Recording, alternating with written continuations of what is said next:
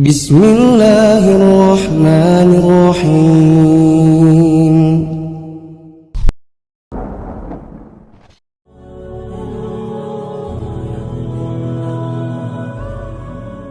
Warahmatullahi wabarakatuh.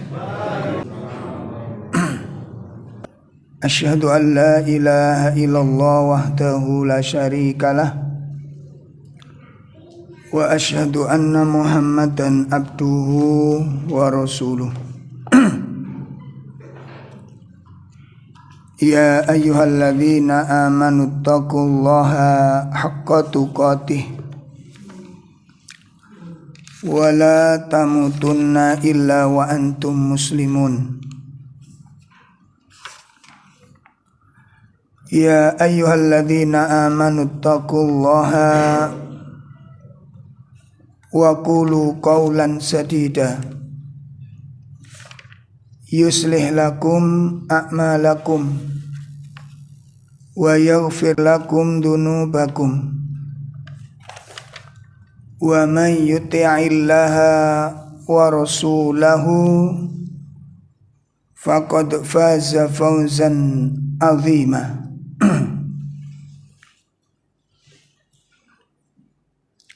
I'lamu anna astaqal hadith kitabullah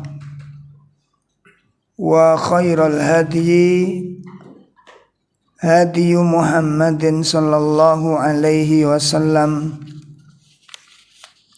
wa syarrul umur muhdatsatuha wa kullu muhdatsatin bid'ah wa kullu bid'atin dhalalah wa kullu dhalalatin finnar. Ikhwatul iman,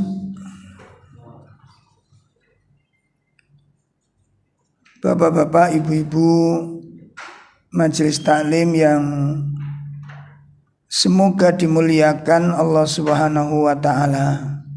Jamaah sekalian, materi yang akan kita bahas pada pagi ini, kita akan bersama-sama mempelajari bahwa istiqomah itu berat. Istiqomah itu berat. Dan Allah tabaraka wa ta'ala memerintahkan Rasulnya sallallahu alaihi wasallam untuk istiqomah. Allah tabaraka wa ta'ala memerintahkan Rasulnya sallallahu alaihi wasallam untuk istiqomah. Dan Rasul memerintahkan umatnya untuk istiqomah. Ya, Allah memerintahkan Rasulnya untuk istiqomah dan Rasul memerintahkan kepada umatnya untuk istiqomah. Dan perlu kita camkan baik-baik bahwa nikmat yang teragung di dalam Islam setelah nikmat iman. Ya, saya ulangi. Nikmat yang paling agung di dalam Islam setelah nikmat iman itu adalah nikmat istiqomah. Bisa dikatakan bahwa nikmat istiqomah itu nikmat tertinggi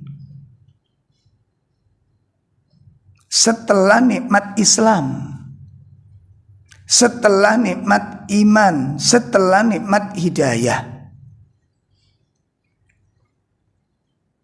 Ya, jadi bisa dikatakan istiqomah itu merupakan nikmat yang tertinggi setelah nikmat Islam, nikmat iman, nikmat hidayah.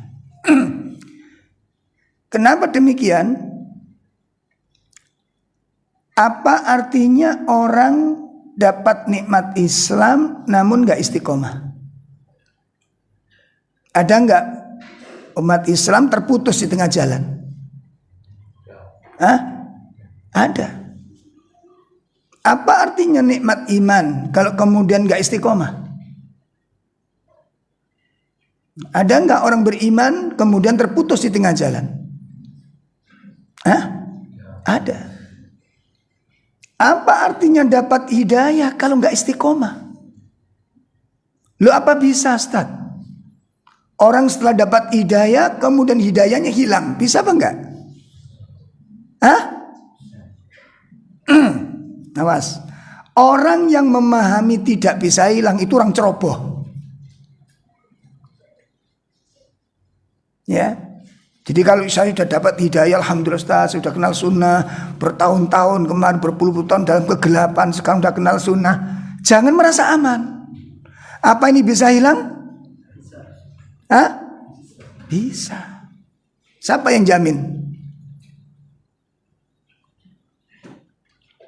Ini tolong diperhatikan dengan baik, dan kadang-kadang kita ceroboh dalam masalah ini, ikhwan.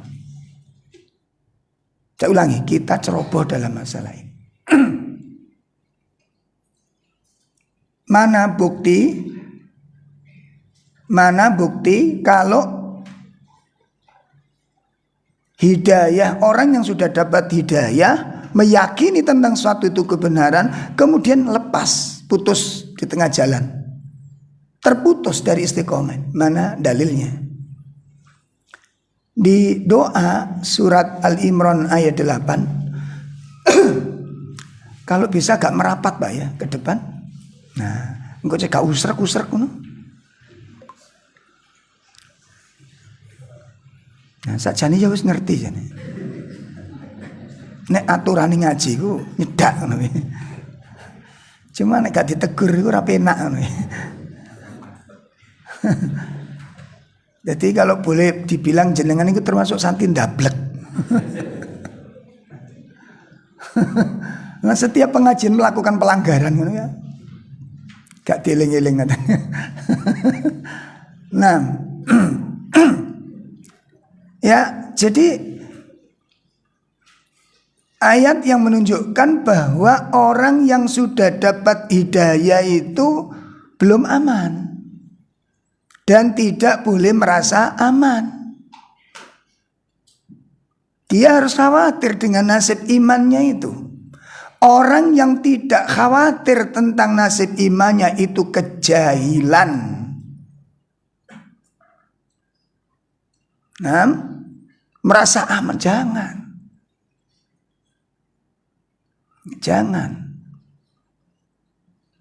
Ya. Surat Al-Imran ayat 8 itu sinyal. Surat 3 ayat 8 yang merupakan doa kita itu. Rabbana la tuzigh qulubana ba'da id hadaitana wa hab lana min ladunka rahmah innaka antal wahhab. Ya, coba ada artinya, terjemahnya monggo silakan ada yang. Mereka berdoa, ya Tuhan kami, condongkan hati kami pada kesesatan, setelah Engkau berikan petunjuk kepada kami, dan karuniakanlah kepada kami rahmat dari sisimu. Sesungguhnya Engkau Maha Pemberi. Masya Allah, barakallahu fikum. Allah katakan apa Bapak di sini? Rabbana la tuzigh qulubana ba'da id hadaitana. Ya, wahai Rabb kami, jangan Engkau jadikan hatiku ini condong kepada keburukan setelah Engkau memberikan hidayah kepada kami. Perhatikan kalimat doa itu. Kita minta apa di situ? Doa itu minta apa? Minta istiqomah. Berlindung kepada Allah. Berlindung kepada Allah. Ya. Ya Allah, jangan Engkau jadikan hatiku ini condong kepada keburukan setelah mendapat hidayah. Berarti ayat itu sinyal orang yang sudah dapat hidayah itu bisa tergelincir dari hidayah itu. Jelas ya? Sehingga ayat itu ayat perintah perlindungan kepada Allah akan iman ini. Ayat itu ayat minta perlindungan agar hati ini dijaga oleh Allah dari ketergelinciran setelah dapat hidayah. Gitu.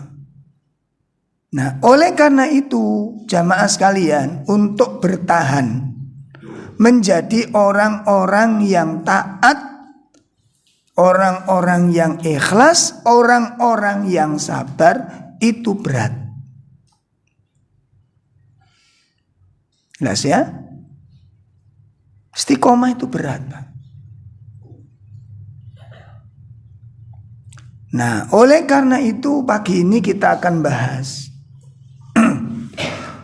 apa saja yang menyebabkan kenapa istiqomah itu kok berat. Ya, kenapa istiqomah itu kok berat?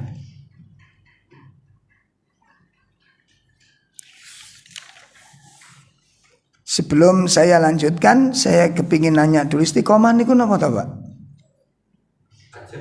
Dalam konsisten, ajeg. Jadi jenenge ajeg niku cara sampean jaga jamaah, istiqomah jamaah niku tidak pernah terlambat rakaat pertama satu misalnya. Itu istiqomah. Nek sampean terlambat mesti mendapatkan tahiyat terakhir, istiqomah itu. Kunjuk diruyah sampean. Itu istiqomah. Jadi istiqomah nanti itu ada istiqomah dalam akidah, ada istiqomah dalam sunnah, ada istiqomah di dalam ibadah. Nah, itu macam-macam istiqomah. Jadi bertahan di dalam kebaikan itu. Baca Al-Quran rutin. Ya, Masya Allah. Saya pernah menjumpai nenek-nenek ya. Usianya itu 112.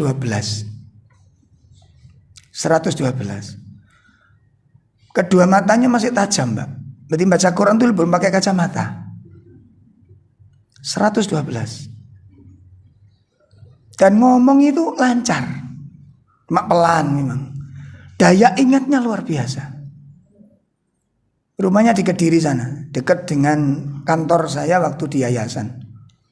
Saya berkunjung ke rumahnya ingin tahu, nek jenengan duit cekelan opo ngono. Biasanya orang Jawa kan cekelan ini. Artinya Pak, amalan apa sih yang Anda lakukan itu? Ternyata Pak, menakjubkan Pak. Jadi beliau itu mulai bujang sampai hari itu. Mulai bujang sampai hari itu. Ada beberapa amalan yang betul-betul dijaga. Satu, disiplin sholat tepat waktu. Nah, untuk bisa mencapai derajat ini Pak, sholat tepat waktu itu awal waktu, ada dua konsekuensinya. Satu, butuh perjuangan. Dua, butuh pengorbanan. Pertanyaan saya ke jenengan semuanya, kita biasanya mempersiapkan sholat itu sebelum adzan atau setelah dengar adzan? Hah? Ojo tolah-toleh, takoni kok tolah-toleh. Gak mesti. Kenapa kok gak mesti? Persoalannya di situ, Pak. Persoalannya di situ. Butuh perjuangan, butuh pengorbanan. Kita bisa bayangkan kisah seorang ulama tabi'in yang namanya Sa'id Ibnul Musayyib. Nanti antum baca di dalam kitab Suwar min Hayatit Tabi'in. Jadi kalau panjenengan dengan sebetul-betul mengikuti jejak tabi'in itu, ikuti jejak akhlaknya itu. Iku sing abot, Pak. Nek ngikuti jejaknya sahabat, jejaknya tabi'in, cara wudu gampang kate ngraupi raye kok angel. Sing iwun iku ngikuti jejak akhlaknya dan karakternya itu. Imam Ibnu Musayyib ketika menjelang meninggal itu menangis dengan tangisan yang luar biasa. Anaknya heran, putranya heran. Akhirnya ditanyakan, ya Aba, limadza tabki? Kenapa Anda menangis seperti ini? Apakah Anda takut kematian? Khawatir kematian? Kok menangis seperti ini? Apa kata Imam Ibnu Musayyib? Wahai anakku, bukan kematian yang aku tangisi ini. Karena aku menyiapkan kematian itu dengan menjaga sholat jamaah. Yang kita simak ini. Jadi beliau mempersiapkan kematian itu dengan cara apa? Menjaga sholat jamaah, tidak tertinggal takbiratul ihramnya imam. Itu selama 40 tahun namanya. Nek wong zaman biyen aku percaya, Pak. Serius orang-orang dulu itu. Ngaji serius. Ya, ibadah serius. Saya masih abah saya dulu. Ada adzan. Saya guyon di Samblek, Pak. Rungokno adzan. Lho ngono. Nek saiki anak sampean guyon dulinan dilingna mon karo wong tuane. Mbok wong tuane yo main HP ngrungokno adzan. Perhatikan dengan benar. Itu kata beliau, butuh perjuangan, butuh pengorbanan apa enggak? Butuh untuk itu. Ayo siapa di antara kita yang 1 minggu full jamaah rutin sing isok jogo takbiratul ihramnya imam? Seminggu ya, gak usah setahun kesuwen. Seminggu rutin. Kita sudah terbiasa terlambat. Dan itu menjadi kebiasaan. Akhirnya qobliyah hilang. Setiap hari hilang. Ini kan jejak para sahabat. Ini yang akhlaknya para salaf. Coba, betapa sembrononya kita dengan waktu ini. Betapa cerobohnya kita dengan amal-amal soleh. Nah makanya kalau kemudian anak kita bulet, ya jangan disalahno. Soalnya anak warisane. Wis ana sing warisi. Sapa sing diwarisi? Bapak yang bulet. Untuk kira adzan saja belum berkutik, kadang-kadang cek duduk aja. Sampai istrinya bilang, wis adzan lo ya. Wis roh, ngono jawabnya. Bagaimana ini? Ini akhlaknya para sahabat. Enggak. Khawatir orang yang sembrono kayak gini tuh mengarah kepada akhlaknya munafik. Lihat ciri-ciri munafik, kalau sholat tuh males, gak bergegas, gak semangat. Iya kan? Wa idza qamu ila sholati qamu kusala. Ciri-ciri orang munafik, apabila hendak dia mengerjakan sholat penuh dengan kemalasan, gak bergegas.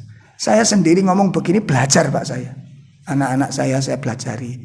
Ayo menjelang adzan persiapan sudah. Di adzan persiapan. Begitu adzan sudah siap-siap kita, sudah menyiapkan diri. Ternyata khusyuk itu, kata Syekh Abdul Razak, khusyuk itu bukan hanya pada saat sholat, persiapannya itu antara sebelum dan sesudah sholat. Ya, mungkin kapan-kapan kita akan membedah misteri khusyuk ini. Jika syukur gludak-gluduk, glundang-glundung, jengkang-jengking, tapi ganok rasane sholat kuwi. Ojo dianggap biasa ngene niki Pak. Kenapa? Ini penentu amal.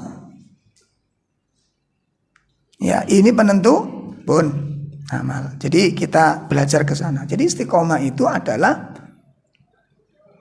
iktidal ta'atillahi jalla wa ala aqdan wa aqlan wa fi'lan. Ya.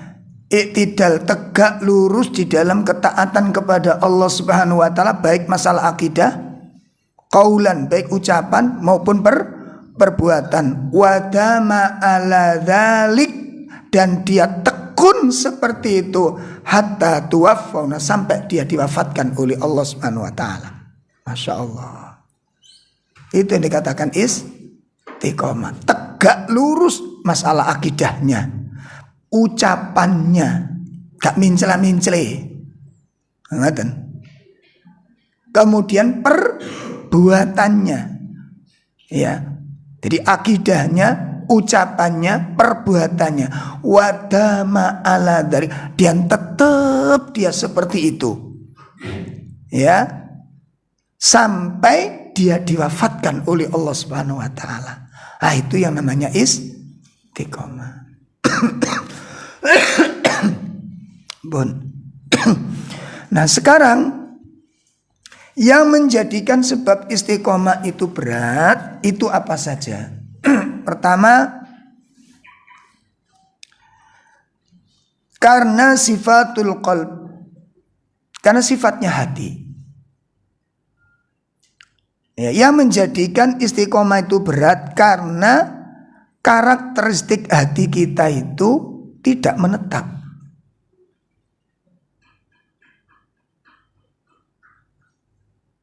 Karena kondisi hati itu tidak menetap. Kama qala ar-Rasul sallallahu alaihi wasallam fi riwayatin Ahmad, diriwayatkan oleh Imam Ahmad,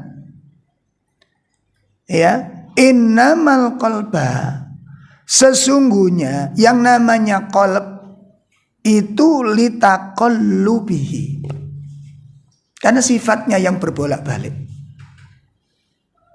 Ya, sesungguhnya yang namanya hati itu adalah karena sifatnya yang apa? Bolak-balik. Makanya disebut qalb. Ya muqal. Nah, apa artinya? Wah, yang bolak-balikkan hati. Lalu beliau mengatakan, innama mathalul qalb, sesungguhnya perumpamaan hati,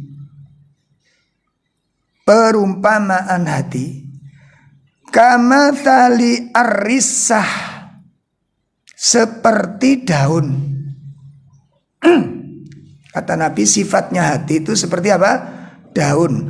Mu'allaqatun fi asli syajarah, yang bergantung pada ranting dahan. Kalau kita pernah lihat ada daun terus kena benangnya laba-laba terus bergantung pada ranting, ya.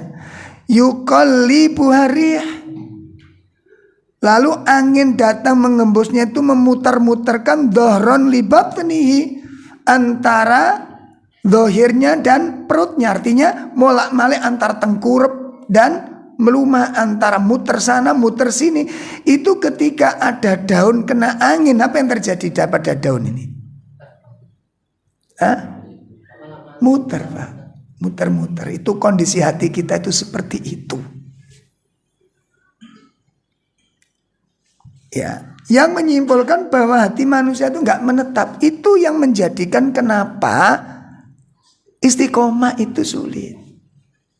Hati kita tidak menetap dalam satu keadaan. Sehingga dengan kondisi hati, dengan sifat inilah yang kemudian Nabi SAW mengatakan, ya muqallibal qulub, ya musarrifal qulub, sarrif qalbi ala ta'atik, tetapkan hatiku di dalam ketaatan kepadamu. Itu Nabi SAW yakin betul hatinya gak menetap. Ya, itu karena, sehingga inilah yang kemudian menjadikan potensi besar untuk tergelincir, potensi besar untuk berkurang ibadahnya, potensi besar untuk keliru, potensi besar untuk menyimpang. Itu sangat besar potensi. Jadi jangan sekali-kali karena kita sudah ngaji sekelani Quran gak menyimpang. Maksiat itu bukan cuma hanya minum khamr. Maksiat itu bukan cuma zina. Maksiatnya orang awam dengan maksiatnya ahlul ilmu itu beda. Orang awam maksiatnya itu maksiat dohir, ahlul ilm maksiatnya batin, luwe parah. Dandanan ini luwe angel. Kenapa? Ini penyakit hati. Sombong, takabur, ku jeroan kabeh ku, Pak. Iku nek gawal hidayah gak iso selamat itu. Saged dipaham nih ya?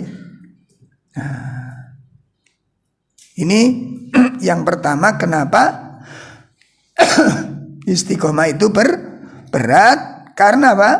Kondisi hati manusia itu tidak menetap.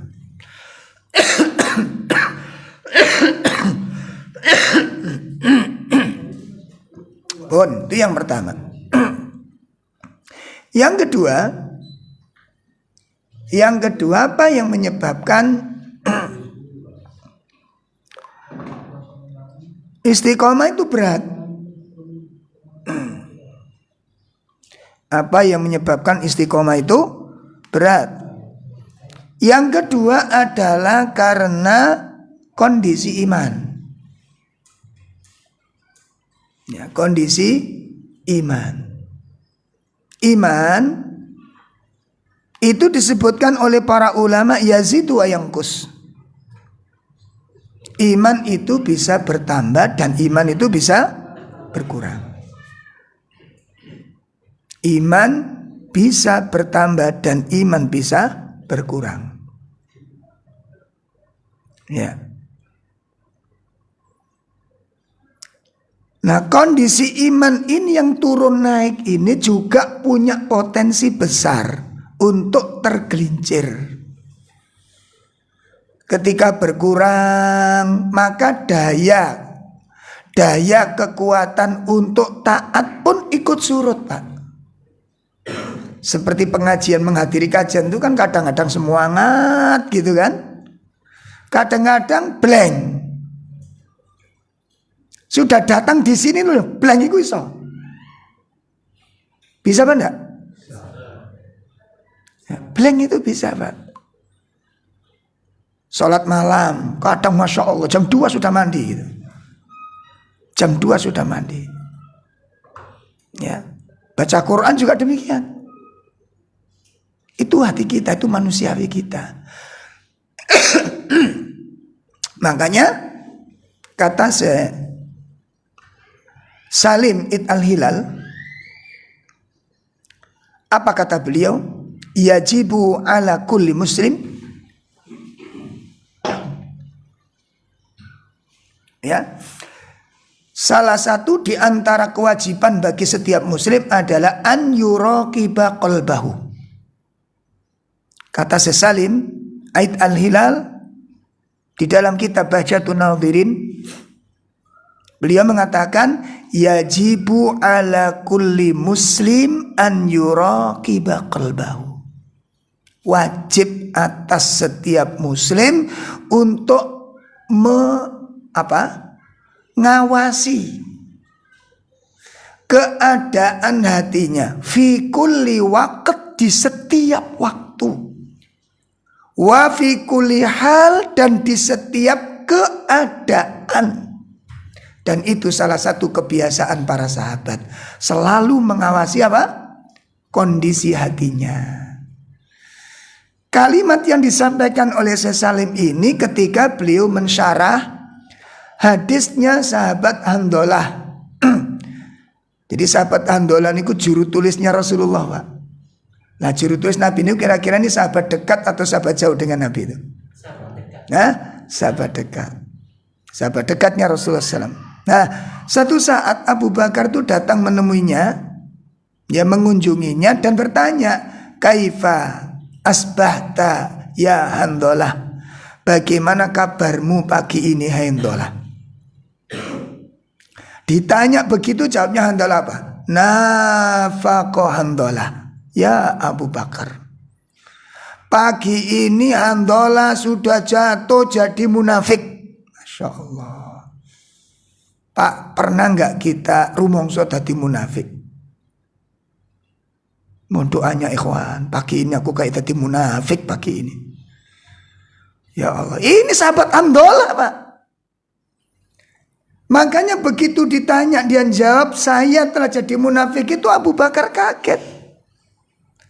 Seraya mengatakan subhanallah, maha suci Allah, ma taqul ya Handolah, apa yang kau ucapkan ya Handolah? Artinya apa? Kowe iki nglakoni apa kok sampai kamu rumangsa dadi munafik? Iku apa sing mbok amalne? Ternyata apa, Pak?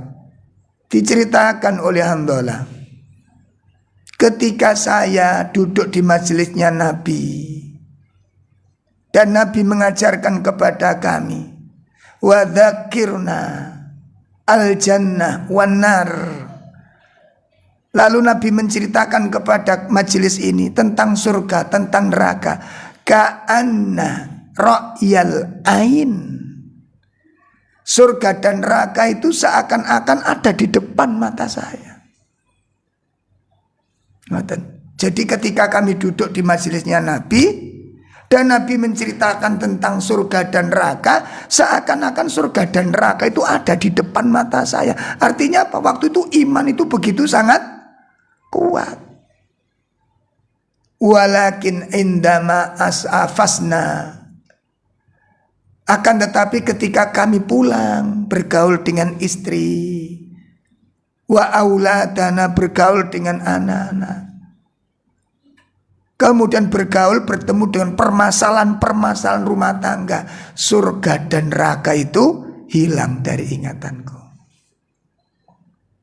Oh, ngaten. Iki sing garai rumangsa sahabat andolan iku rumangsa dadi munafik. Ono perubahan ati niki lho, Pak. Niki menunjukkan apa, Pak? Ayo, ngeten niki pelajaran apa yang kita petik? Ayo, pelajaran apa?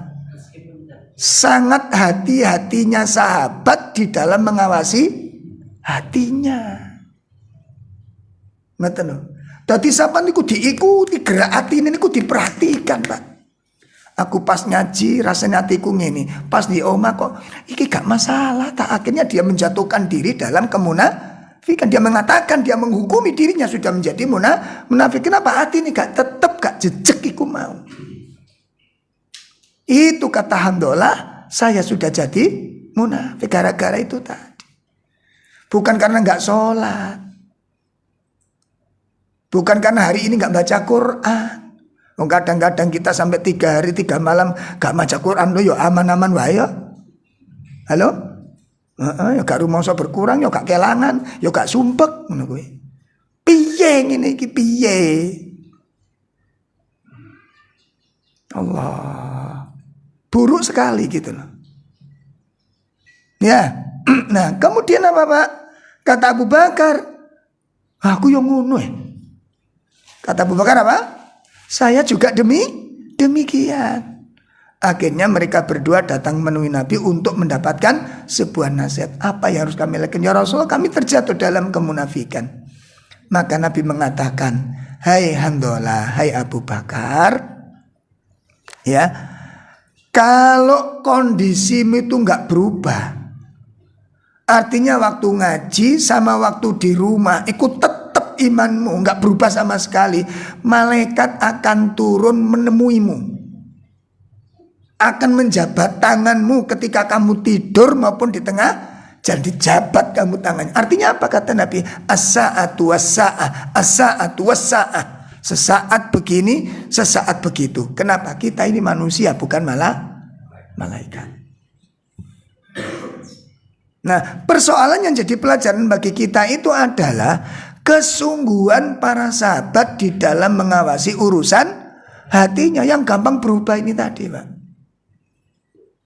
Dirasakno, Pak. Sampai ketika ada seorang sahabat, ya Rasul, kenapa ketika aku sholat kok gak ada apa rasanya, kenapa? Kita mungkin bertahun-tahun ya sholat tidak bisa merasakan apa-apa, kena corona ini, jadi mati rasa. Ya, ya Allah. Ini yang kedua, Pak. Jadi yang kedua yang menjadikan istiqomah itu berat, kenapa? Kondisi iman yang turun naik. Ya, kadang tambah, kadang berkurang, itu iman. Bon. Kemudian yang ketiga,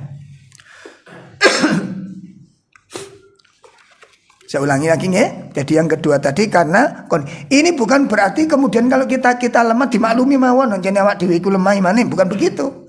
Ini harus ada ikhtiar menjaga kondisi iman. Makanya ustadz-ustadz kita, ulama-ulama kita kasih materi, jangan biarkan cahaya imanmu meredup. Rasa nih, makanya kula mbek sampean kudu ngawasi. Tak ge maca Quran kok Gak enak iki rasane. Iki ana masalah ngoten lho. Ngono iku ojo pun leren, Pak. Contoh ya, contoh. Hari ini kita mau baca Quran rodok males gitu kan. Biasanya rodok males terus moto liyer-liyer ngene iki diterusno napa leren, Pak?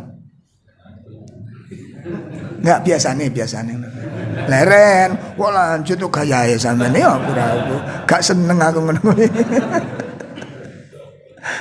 Leren wis engko ae kan gitu kan? Berpikir wis engko ae, engko insyaallah waktune enak.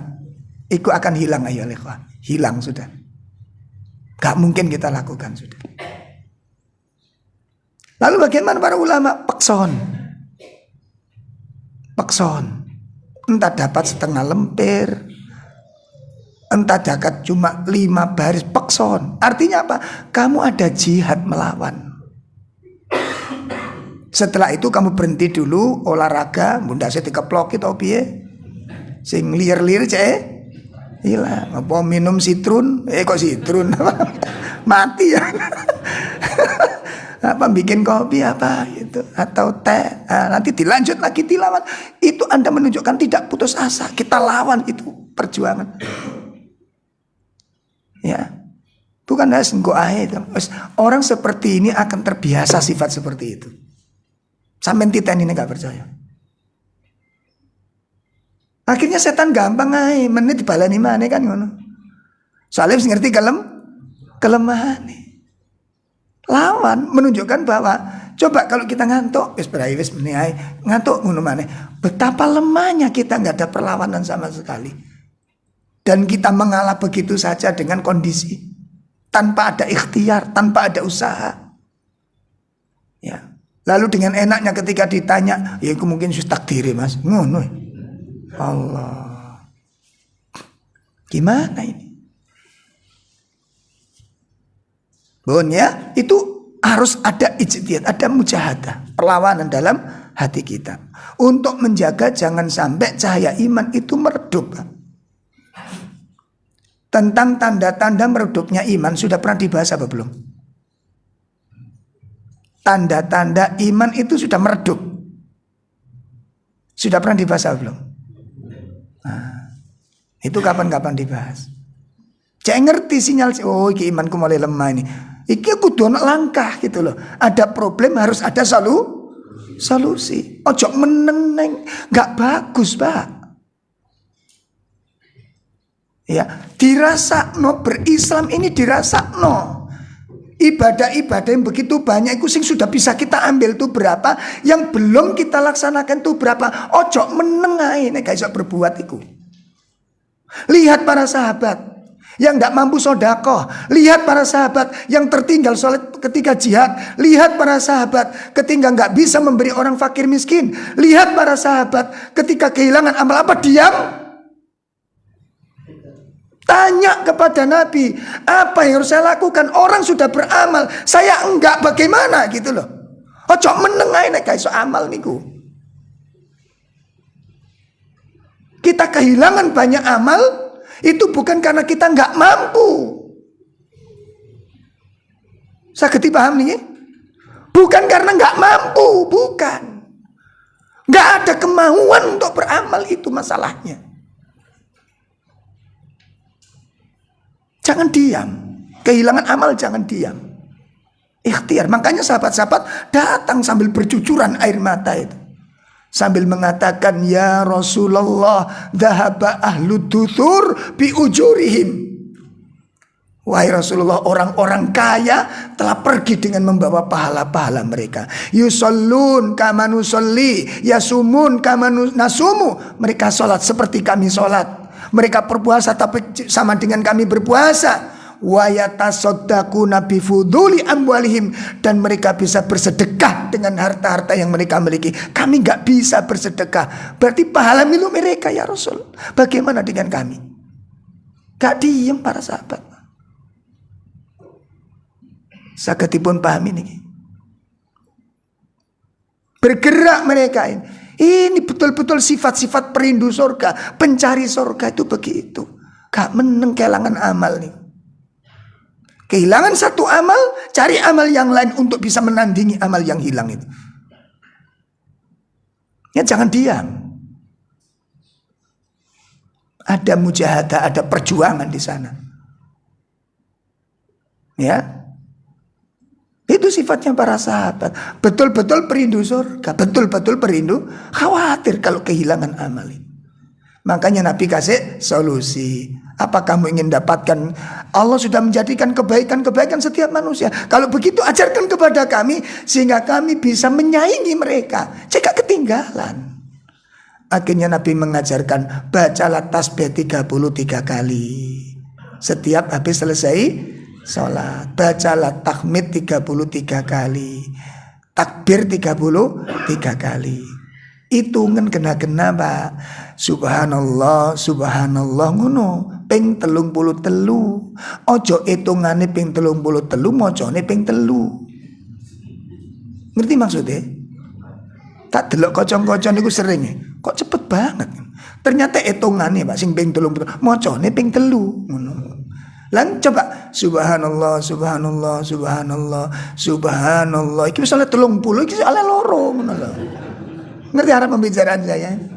Jadi ada kesalahan-kesalahan dalam zikir yang perlu diperbaiki. Itu subhanallah, subhanallah, subhanallah. Iku nduduno kula sampean. Makanya Allah menggandengkan sabar dengan sholat. Sholat itu ngajari sabar.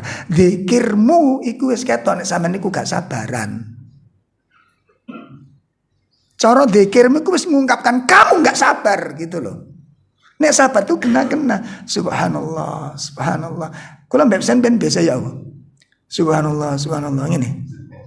Iki salah 30 sik kene oleh 3 ya. Lho niki terjadi napa mboten, Pak? Oh terjadi. Itu satu kesalahan, satu. Ono maneh hitungane ambek bacaane padha, ning bacaane ora karo-karuan.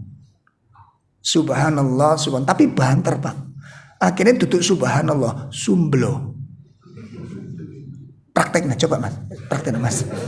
Subhanallah tapi banter no. Subhanallah, subhanallah, subhanallah, sumblo Pak. Cobaan. Loh, gimana Pak? Itu kita gak benar.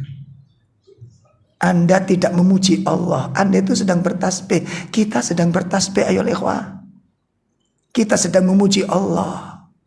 Makanya gak khusyuk, gak tenang hati nih. Soalnya modeli koyok ngene ibadah ini.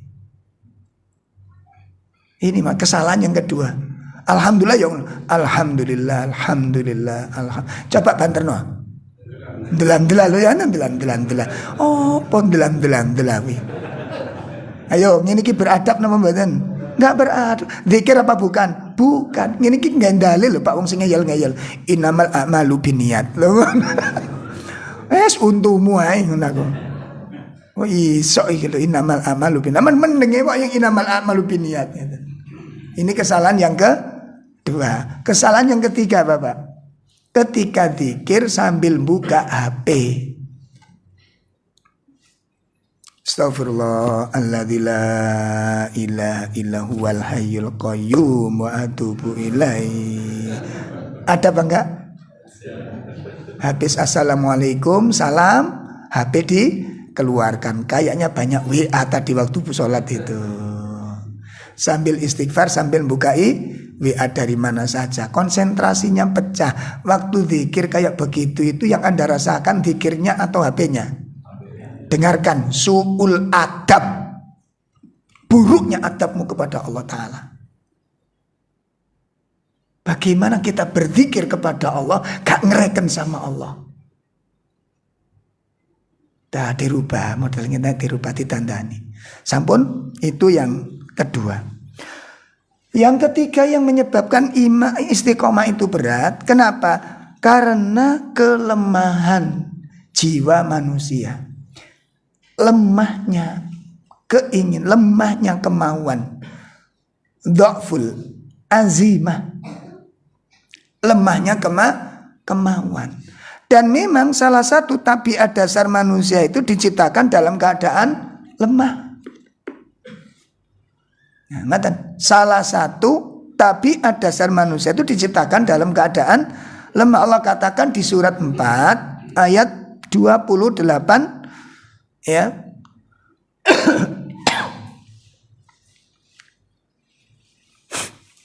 Ya, surat 4 ayat pinten? 28.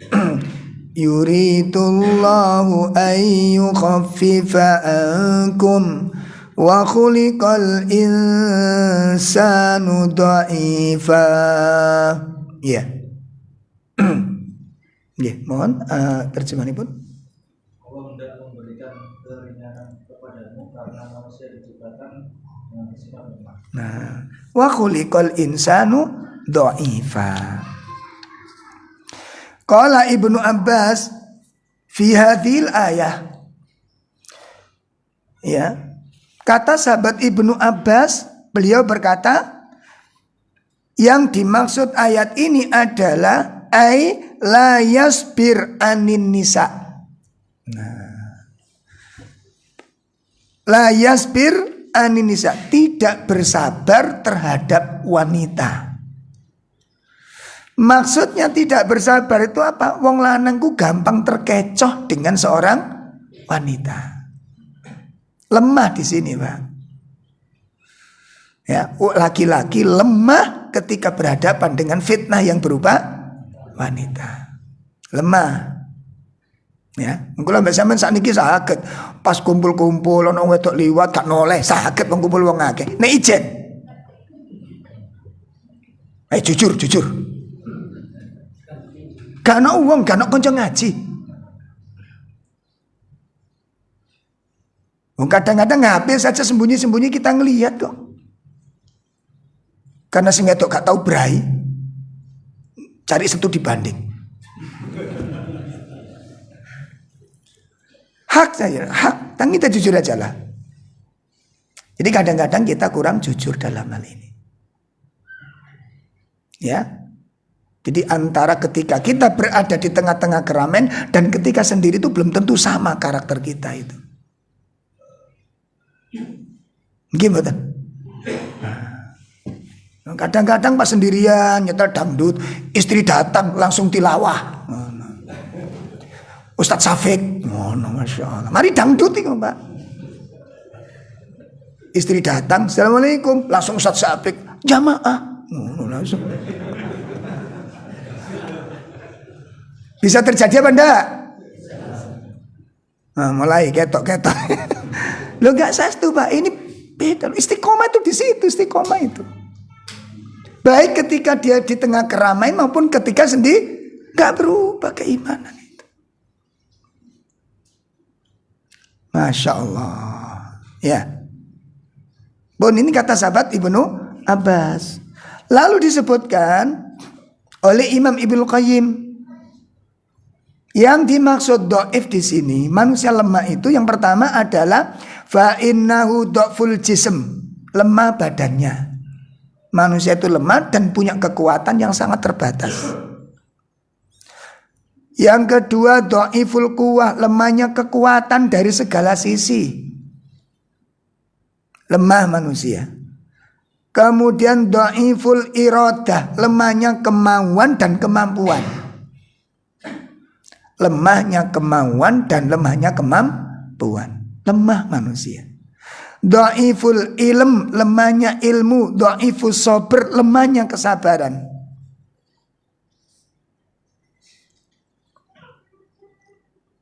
Nah, disebabkan karena inilah yang kemudian menjadikan istiqomah itu menjadi berat.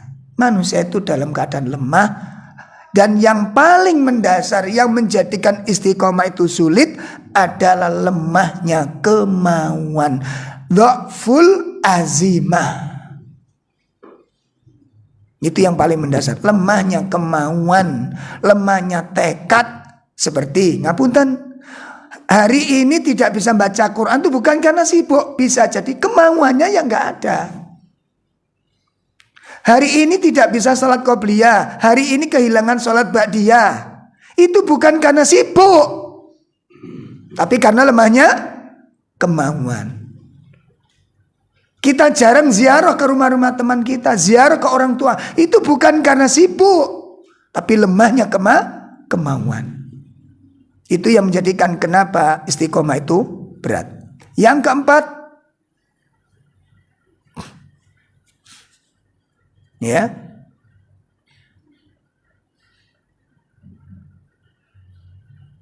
Yang menyebabkan istiqomah itu berat karena di dalam diri manusia itu ada nafsu, ada syahwat, dan di sampingnya ada syaitan.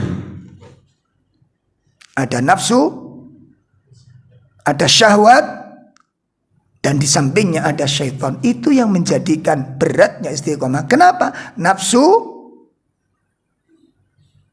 selalu mengajak kepada yang tidak baik. Nafsu mengajak kepada kelemahan. Nafsu mengajak kepada kemalasan. Nafsu ammarah bisu. Surat 12 ayat 53 itu. Kemudian ada syahwat. Lah di mana syahwat ini senengan ini ku ndolek seneng-seneng, hiburan, tontonan, jalan-jalan rekreasi ku seneng. Seneng, makanya wong-wong niku nek awake ngelu ndase ngelu pilek, nek ngaji tambah pilek, Pak. Krungu rekreasi, pilek hilang. Iya, ada penyakitnya mak-mak itu begitu. Saya itu pernah datang ke rumah ikhwan, terus mertuanya itu sudah 3 hari nggak bangun-bangun. Apa sering begini ibumu? Aku, iya sering. Pernah diajak ngaji? Iya jarang karena itu sering pilek. Jangan rekreasi. Mosok gitu cobaan. Akhirnya kita ngobrol, kita keraskan. Loh besok jadi dapat pergiannya. Oh jadi, naik besok jam berapa? Naik anu aja, sewa mobil aja. Mertua yang dasing ngelu iku langsung tangi, kate nang ndi. Mboten niki lho badhe jalan-jalan. Rombongan ta, nggih, ngoten nderek ta. Nang ndi sih? Lho ngono gayaane. Makanya bojo sampean gampang dasing ngelu, jangan rekreasi, waras. Waras. Nah, engko wis metu jan ngaji ngono. Pilek maneh nek pengajian. Syahwat. Syahwat itu senengan apa? Cari hiburan. Syahwat senengan apa? Cari keinginan, kesenangan. Ndolek sing disenengi ati. Itu syahwat. Ya, surat disebutkan oleh Allah surat 3 ayat 14. Zuyyina lin-nasi hubbus syahawat minan nisa wal banin. Kemudian di samping itu, di samping 2 hal, yang 2 hal itu ada di dalam diri kita, di samping kita ada syaitan yang selalu berusaha menyeret kita di dalam keburukan. Sebagaimana dijelaskan Allah dalam surat 15 ayat 39. Kita buka surat 15 ayat 39.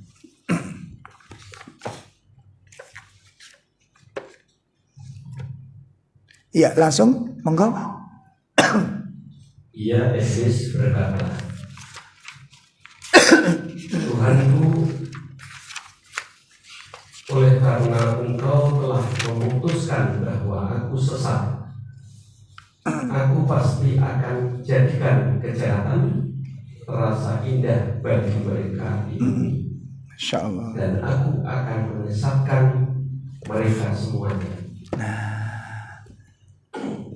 Ini Mbak, Masya Allah. Jadi setan itu bersemangat gak karu-karuan untuk menyesatkan kita. Lah sementara peluang-peluang untuk disesatkan itu kuat pada diri kita itu. Ono syahwat, ono nafsu, ono keinginan yang begitu banyak. Lah itu merupakan benih-benih yang dijadikan syaitan untuk merusak manusia dari dalam dirinya. Itu yang keempat yang menyebabkan kenapa istiqomah itu berat. Kemudian yang kelima,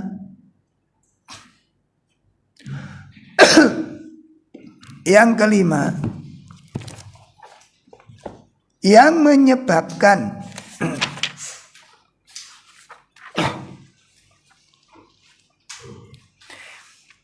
Istiqomah itu berat adalah adanya al-ibtila, adanya ujian-ujian di dalam kehidupan ini. Ya, adanya apa? Ujian-ujian di dalam kehidupan ini. Nah, ujian-ujian dalam kehidupan itu bisa menjadikan istiqomah itu terputus, Pak.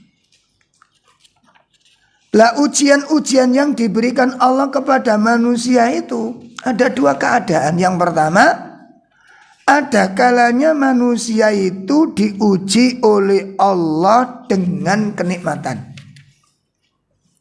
keberhasilan, kekayaan, kesuksesan, melimpahnya harta benda. Itu ujian dari Allah Subhanahu wa taala.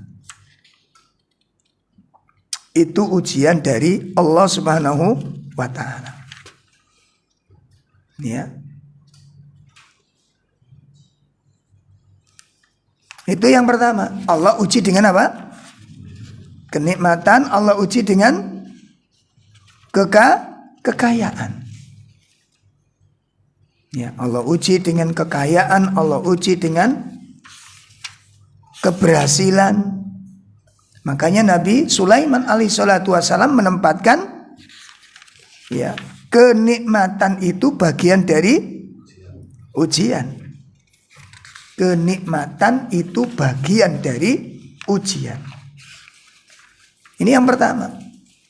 Bisa nggak kekayaan itu menggelincirkan manusia dari istiqomah? Bisa, Pak. Banyak santri-santri teman-teman kita yang tergelincir bukan karena kemiskinan, tapi justru karena kekayaan. Nah, orang kekayaan itu, orang kaya itu biasanya sembrono. Orang kaya itu biasanya ceroboh, doanya lemah, karena bersandar dengan kecukupannya. Ya, beda doanya orang yang banyak uang dengan yang banyak utang. Kekuatan doanya beda. Orang sakit dengan orang sembuh beda kekuatannya. Orang yang diuji dengan masalah dengan tidak ada masalah itu beda kekuatan ujiannya itu. Mati masing-masing membawa ujian, masing-masing membawa fitnah. Masing-masing membawa fitnah, masing-masing membawa ujian. Diuji dengan kekayaan, diuji dengan kesuksesan. Itu yang pertama. Yang kedua, manusia diuji dengan musibah. Kemiskinan, kekurangan ekonomi, goncang. Makanya kalau kita diuji, dicaci maki orang, difitnah, dituduh, bisa melewati, jangan bangga dulu. Ini belum selesai. Kita mungkin bisa, bukan di situ titik lemah kita itu. Sama dengan tinju nih loh, Pak. Ono tinju itu wantem indah sing ngalor ngidul menter deh. Wantem lempeng pluk langsung blungker. Karena titik lemahnya bukan pada kepalanya. Dan kita masing-masing itu punya titik lemah. Dan diperhatikan titik lemah kita itu di mana.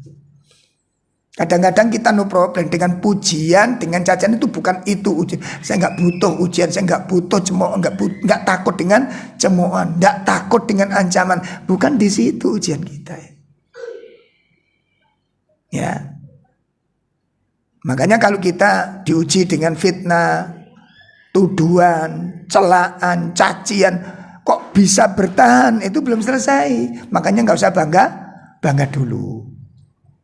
Ya, ujian itu banyak Pak macamnya. Ketika diuji dengan kemiskinan, ekonomi montang-manting, apa siap kita? Mungkin kita siap, insya Allah bisa istri atau anak-anak. Ya Allah, mari kita simak di surat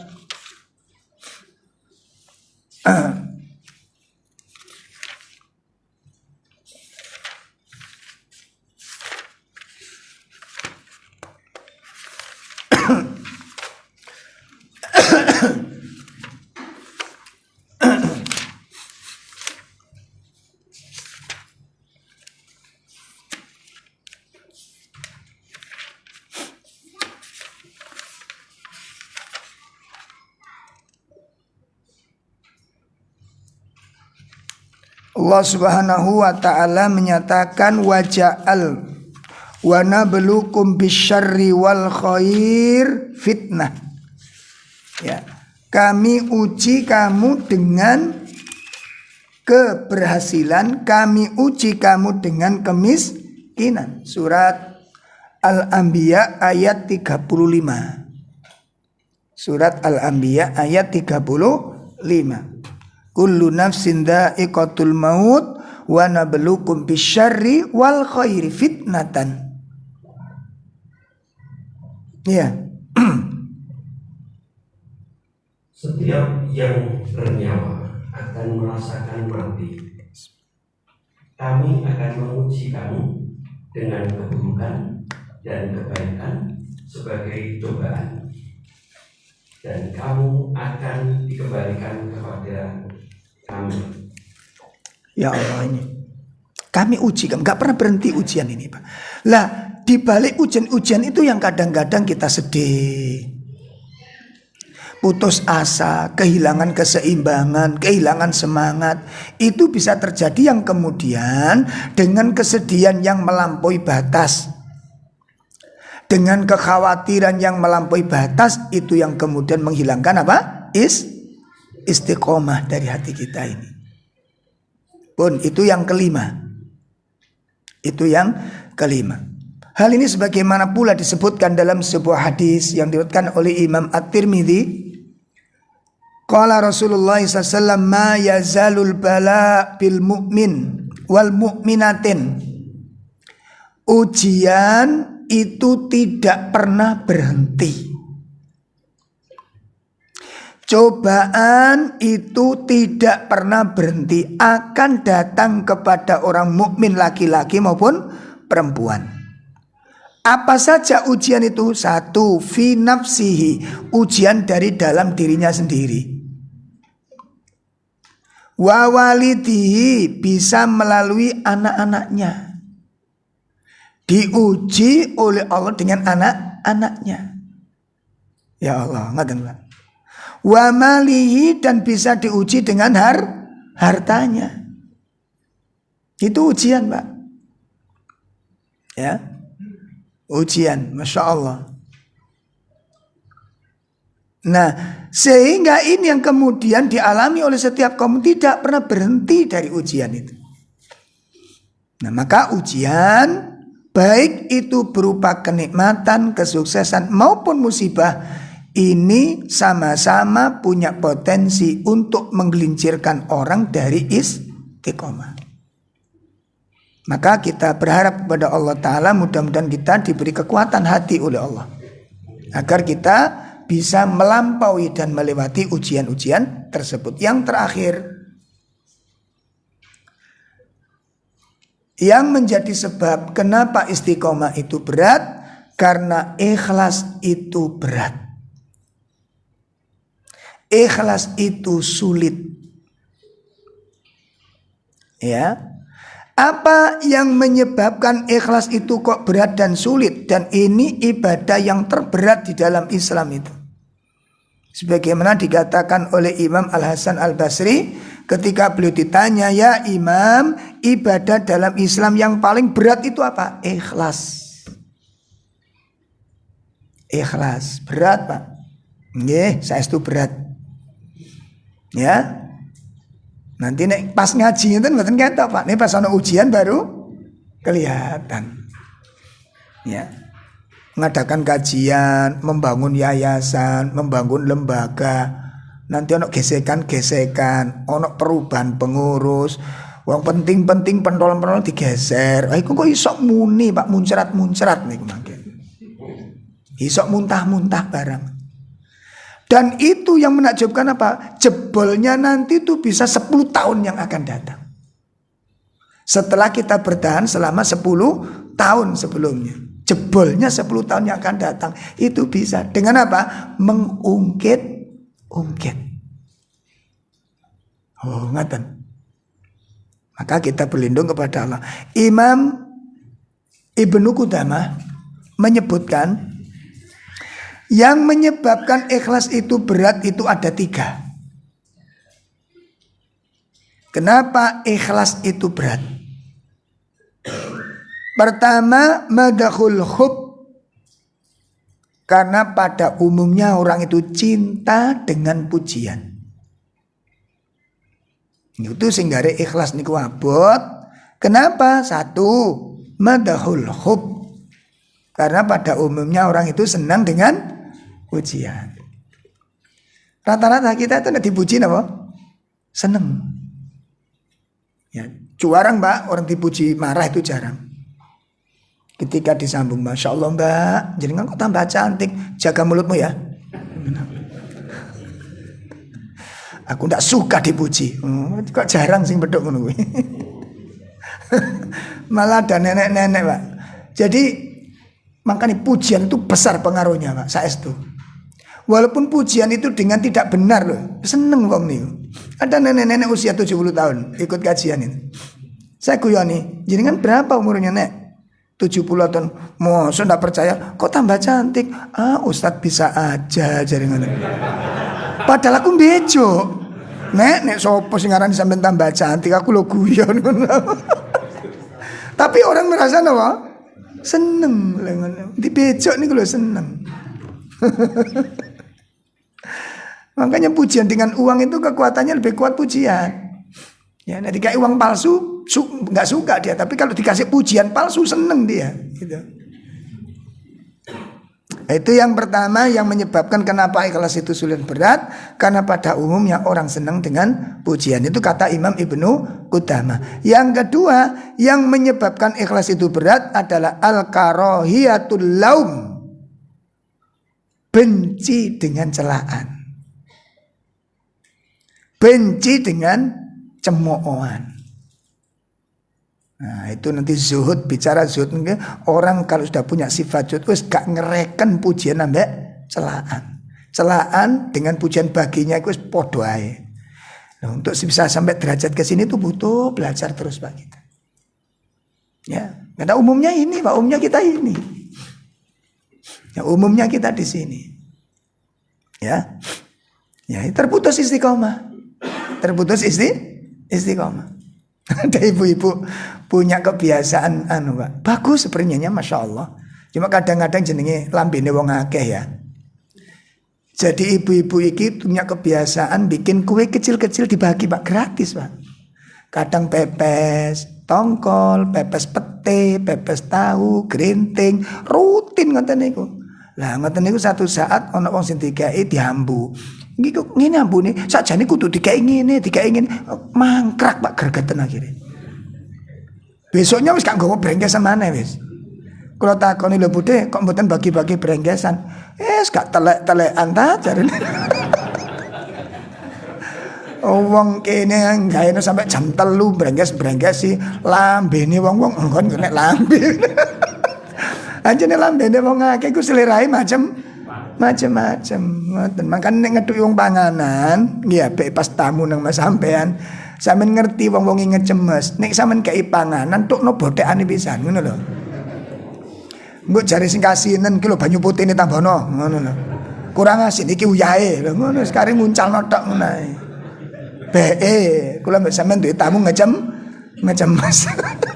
Dadi ning ngenteni panganan kaya ono bisa apa? Bothekane sisa.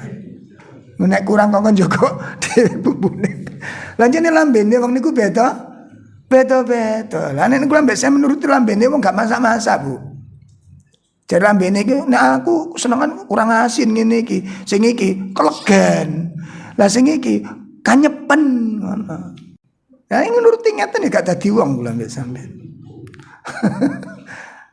Ngene iki jadi telek-telekan ta ngene. Masya Allah. Pun yang kedua itu al-karahiyatul laum, benci dengan celaan. Yang ketiga yang menyebabkan ikhlas itu berat karena khirsud dunya, ya tamak kepada dunia, rakus kepada dunia. Makanya orang-orang yang ambisi dengan dunia, ambisi dengan kedudukan, jenengan lihat riya itu berpotensi besar. Kita lihat para caleg-caleg Ya. Itu kebaikannya total kabeh Pak, ditokno kabeh. Nek sing penting kan duwe fotone. Njekur nang got, becak, mangan gembul gelandangan, gendong wong lumpuh-lumpuh, metu kabeh niku. Coba cari apa ini? Hubud dunya. Karena hubud dunya, karena tamak dengan kedudukan. Tamak dengan kedudukan. Nah ini bapak-bapak, jadi ada 6 pilar, 6 poin yang paling mendasar mengapa istiqomah itu menjadi berat. Baik bapak-bapak, ibu-ibu, sampai di sini kajian kita. Kurang lebih mohon maaf. Jadi tidak ada soal jawab. Kan ini pengajian spesial tadi itu. Judulnya loh. Makanya spesial nggak ada soal jawab. Ya, saya jam 9 harus ada di Puri Surya Bangi. Tadi ngapunten sangat. Mudah-mudahan apa yang bisa kita bahas bermanfaat untuk kita semuanya. Assalamualaikum warahmatullahi wabarakatuh.